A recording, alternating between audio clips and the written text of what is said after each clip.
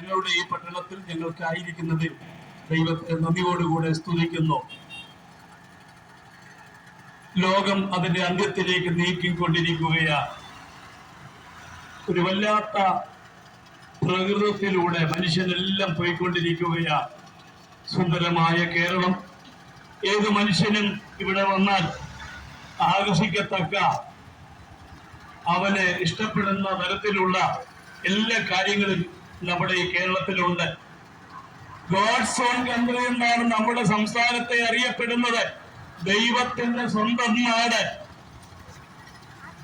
ഒന്നിനും ഒരു കുറവുമില്ല. അങ്ങനെ ഇരിക്കുന്ന നമ്മുടെ സംസ്ഥാനത്ത് നമ്മുടെ യുവാക്കളെ തന്നെ എടുത്തു പഠിച്ചാൽ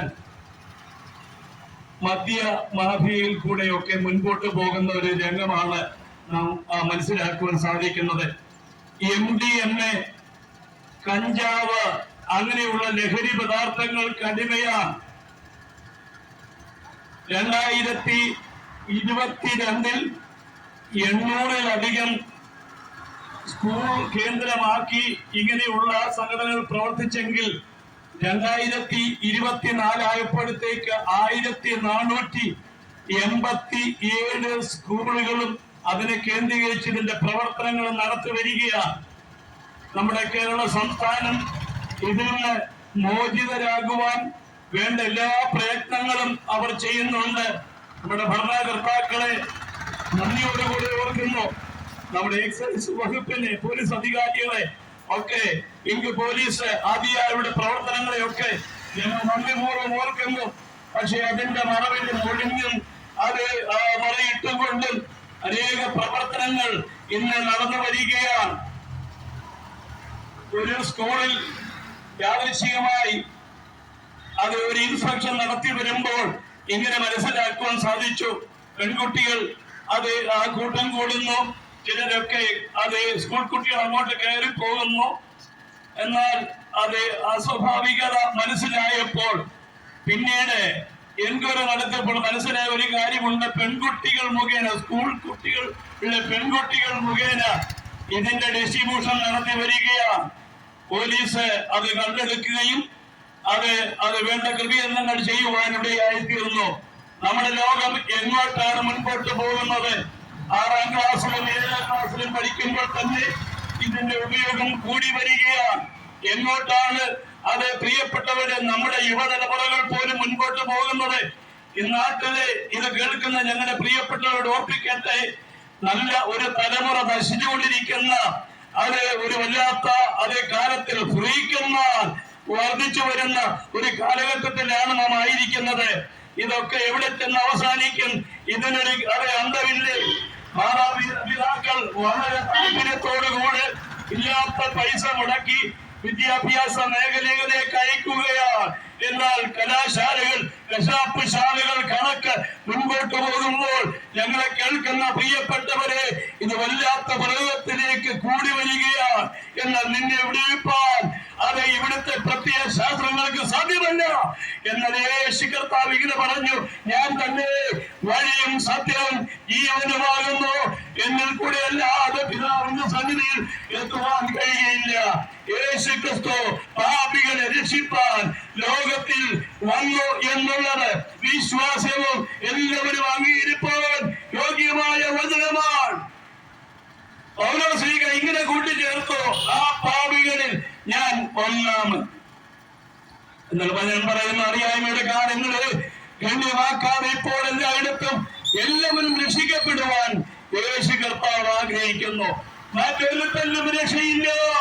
രക്ഷിക്കപ്പെടുവാൻ ആകാശത്തിന് കീഴിൽ മനുഷ്യന് നൽകപ്പെട്ട യേശു എന്ന നാമമല്ലാതെ മറ്റൊരു നാമം ഇല്ലവേ ഇല്ല.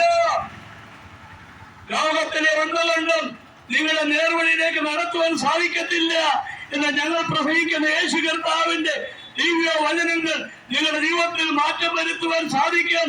യേശു നിങ്ങളെ മാടി വിളിക്കുന്നു. ഈ പട്ടണം ദൈവമേറെ സ്നേഹിക്കുന്ന ഒരു സ്ഥലമാണ്. ഇത്രക്കാരനോട് അടുത്ത് കിടക്കുന്ന ഈ സ്ഥലത്ത് ഭയത്തോടും വിഹരതയോടും കൂടിയാണ് നമ്മളൊക്കെ അധിവസിക്കുന്നത്. എന്നാലും അനർത്ഥമൊന്നും കൂടാതെ ഇന്ന് പകൽ ദൈവം ധാരമായി നൽകിയില്ലേ? നല്ലൊരു ജീവൻ ദൈവം നൽകിയില്ലേ? നല്ലൊരു പകൽ ദൈവം നൽകിയില്ലേ? നമ്മുടെ കുഞ്ഞുങ്ങൾക്കൊക്കെ ആരോഗ്യം ബലവും തന്നില്ലേ? നമ്മുടെ സ്വസ്ഥതകൾ ദൈവം കാത്തു സൂക്ഷിക്കുന്നില്ലേ? എല്ലാം ദൈവത്തിന്റെ ദാനമല്ലേ? എല്ലാം ദൈവത്തിന്റെ കൃപയല്ലേ? മാൻ പവർ കൊണ്ട്, മസിൽ പവർ കൊണ്ട്, മണി പവർ കൊണ്ട് നേടിയെന്ന് പറയുവാൻ ജീവിതത്തിൽ ഒന്നുമില്ല സുഹൃത്തെ. ദൈവമാണ് സകലത്തിനും കാരണഭൂതൻ. ആകയാൽ ആ ദൈവത്തിന്റെ വചനം കേട്ട് ജീവിപ്പാൻ ഞങ്ങൾ ആഹ്വാനം ചെയ്യുകയാണ്. അനേക യുവതലമുറ വിവാഹത്തിന് മുമ്പ് തന്നെ അമ്മമാരായി തീർന്നുകൊണ്ടിരിക്കുന്ന അമ്മത്തൊട്ടലുകൾ വർദ്ധിച്ചു വരിക. അമ്മത്തൊട്ടലുകൾ കേരളത്തിൽ വർദ്ധിച്ചു വരികയാണ്. അതിൽ കൊണ്ട് നിക്ഷേപിക്കപ്പെടുന്ന കുഞ്ഞുങ്ങളുടെ അളവ് കൂടി വരികയാണ്, എണ്ണം കൂടി വരികയാണ്. ഇതൊക്കെ എവിടെ പോയി നിൽക്കും? ഈ എഡീഷൻ സെന്ററുകൾ കേരളത്തിൽ വർദ്ധിച്ചു വരികയാണ്. കുടുംബ കോടതികൾ വർദ്ധിച്ചു വരുന്നു.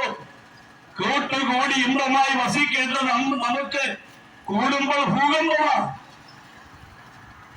ഇതിനെക്കാൾ ഇതൊക്കെ സത്യദൈവത്തിലേക്ക് തിരിയുമ്പോൾ ഇതിനെല്ലാം ഒരു വ്യത്യാസം ദൈവം വരുത്തുവാനിടയായിത്തീരും. ഞങ്ങളെ കേൾക്കുന്ന മാന്യ ശ്രോതാക്കളെ, യേശുവിന്റെ പാദപീഠത്തിലേക്ക് വരുവാൻ ദൈവം എല്ലാവരെയും അതേ സ്നേഹിക്കുന്നു. യേശുവിനെ കൈകൊണ്ട് യേശുവിന്റെ നാമത്തിൽ വിശ്വസിക്കുന്ന ഏവർക്കും ദൈവമക്കളായി തീരുവാൻ ദൈവം അധികാരം കൊടുത്തിരിക്കുന്നു. ആകയാൽ യേശുവിനെ സ്വീകരിപ്പാൻ തന്റെ ഏകനായിരിക്കുന്ന പുത്രൻ വിശ്വസിക്കുന്ന ഏവനും നശിച്ചു പോകരുന്ന പിതാവാം ദൈവത്തിന്റെ പുത്രനാൻ ക്രിസ്തുവിന്റെ ഇഷ്ടമാണ്. ആ ദൈവിക സത്യത്തിലേക്കും ആ ദൈവിക സത്യത്തിലേക്ക് കടന്നു വരുവാൻ നിങ്ങൾ ആഹ്വാനം ചെയ്തുകൊണ്ട് ഞങ്ങളുടെ വാക്കുകൾക്ക് വിരാമം കുറിക്കുന്നു. ഞങ്ങളെ ശ്രദ്ധിച്ചല്ല ഈ നാട്ടിലെയും ദൈവം അനുഗ്രഹിക്കട്ടെ, നാളുകളെയും അനുഗ്രഹിക്കട്ടെ, ദൈവ പ്രത്യാശയോടെ നിറയ്ക്കട്ടെ എന്ന് പ്രാർത്ഥിച്ചുകൊണ്ട് ഞങ്ങൾ നിർത്തുന്നു. ദൈവം നമ്മെ സഹായിക്കട്ടെ.